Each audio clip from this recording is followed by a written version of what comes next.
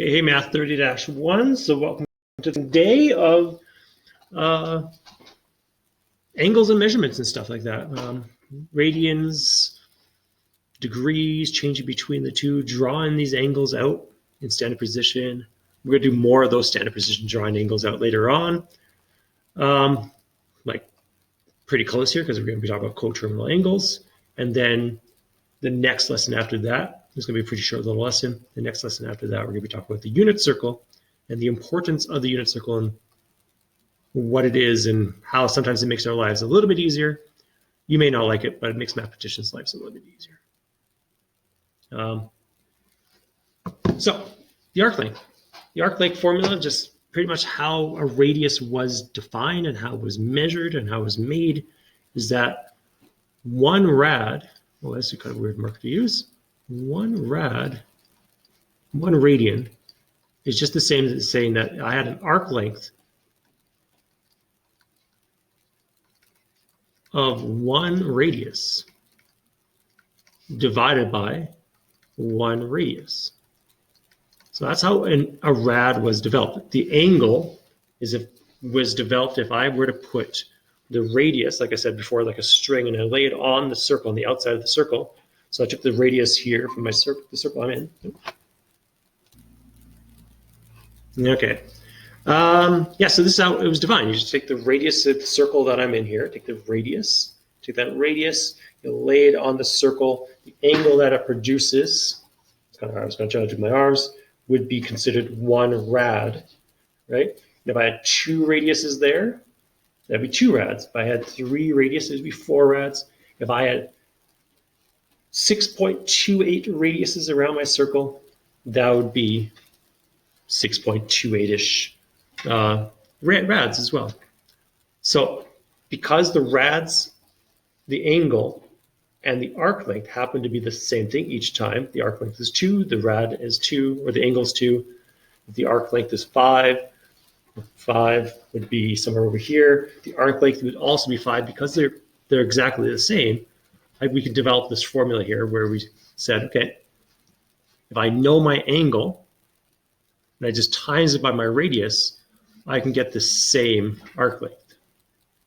Okay? I can get what the arc length is because the circle doesn't have to be 1. It could be 2, it could be 3, it could be smaller as well. So you could have to scale it based on the radius. It's a pretty easy formula, but the thing is the angle has to be in radians. The mentions it has to be in radians. Right? So it's very key that the angle has to be in radians to do this. So if the angle is not in radians, you've got to change it into radians so I can use this formula. Or, in this case, they want you to express it in radians and in degrees to the nearest 10, so we have to change between the two. So here we have a pendulum. The pendulum is swinging, so the pendulum kind of looks like this. 30 centimeters long. It's swinging back and forth.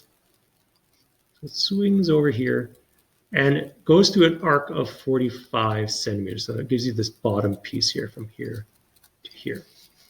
So they're giving you the arc length. So I'm going to be using this formula.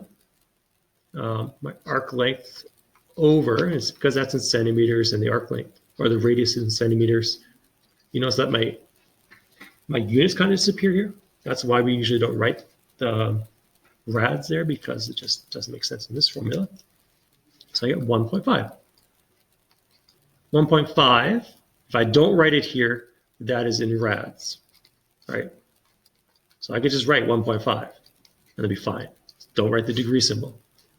Now, if I want to change it into degrees, I'm going to go 180 over pi is equal to 1.5, because that's in rads, so I'm going to put that on the bottom with the other one. Question mark, I'm going to cross, multiply, and divide. So it goes through arc of 80, this is to the nearest 10th here, 85.4 degrees. There we go. Okay, so here they want you to calculate the length of the arc subtended. Subtended just means, okay, so here's my pi. This is being subtended between the 2 points, the outside of it. The reflex angle, we ever talk about that too, A reflex angle is the one on the outside of it. Reflex angle is bigger than 180. So if they ever say the reflex angle is this, what is the subtended around that? So the angle is always going to be inside the subtended part. So here we've got a circle of radius 3. A radius of 3 centimeters. We have an angle of 130 degrees. So that's probably looks about there. So this is about 130 degrees here. So there's my two angles. I want to know the subtended arc length. So this arc length that's on the top here. What is that? So I can't use the formula as is because the formula as is says the angle has to be in radians. We have the radius, that's in 3 centimeters, that's fine. But I need this angle, this 130, to be rads. So I'm going to go over to the 130 first and change it into radians. I would flip over this equation to do this, but I would times it by pi, divide it by 180. I'm going to leave this as an exact answer because that's sometimes just nicer to write. So it'd be 13 pi over 18. It just looks like you just divide those two numbers by 2. The approximate number for this is 2.2689 rads-ish, right?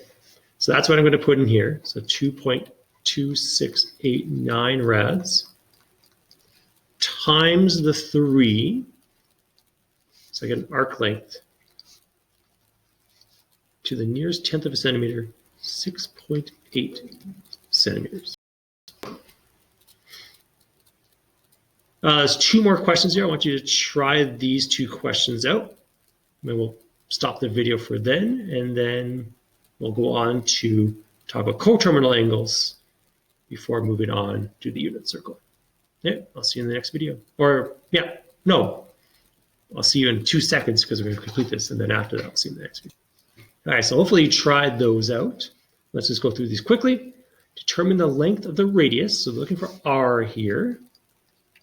If they tell us, what do they tell us in this picture? Angle. What are they telling us? They're telling us the angle ABC. They're telling us angle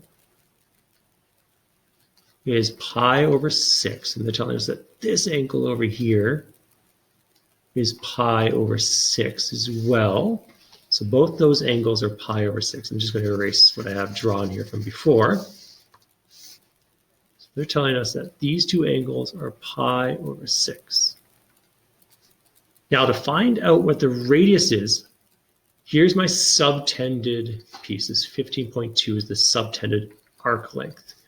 I need to know what this angle is first of all. So we have this triangle. And what we know about triangles, if I add all the pieces of a triangle together, so if I go pi over 6 plus pi over 6 plus this mysterious angle, which I don't know, I'm going to add those together because it's a triangle. It's got to add up to 180. And 180 is 100, or is just a pi, right? 180 is 1 pi rads. So you could change those angles into degrees, find the bigger angle, and then change it back into rads, but I'm just going to do the math this way.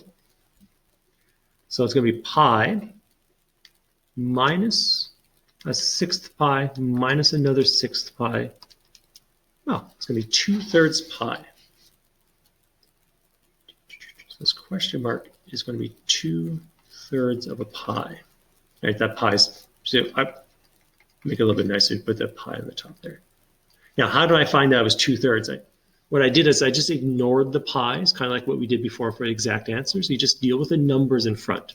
So I want 1, and I minused over a 1/6 pi, so I just minus a 1/6, minus 1/6, and then I put the pi back in there. So I go math, enter, enter, I get 2/3. Then I put the pi back in, so I get 2/3 pi. But then I'm going to times it by pi, get my approximate answer, 2.09 rads. So lots more decimals there. So now I know what my angle is. It's in radians, so that's good. And what we're looking for, well, we have the arc length here, and the picture is 15.2 centimeters. I'm just going to rearrange this equation for r, so this would be a over theta. So 15.2 divided by my answer that's in my calculator. Get a radius of 7 to the nearest tenth, 7.3 centimeters. Okay, determine the length of the arc in the peacock here. Well, we've got an angle in degrees though. That's going to be fun. So what I'm going to do is I'm going to change this to radians. Times by pi, divided by 180. Yeah. So this ends up being 17 pi over 12, which ends up being approximately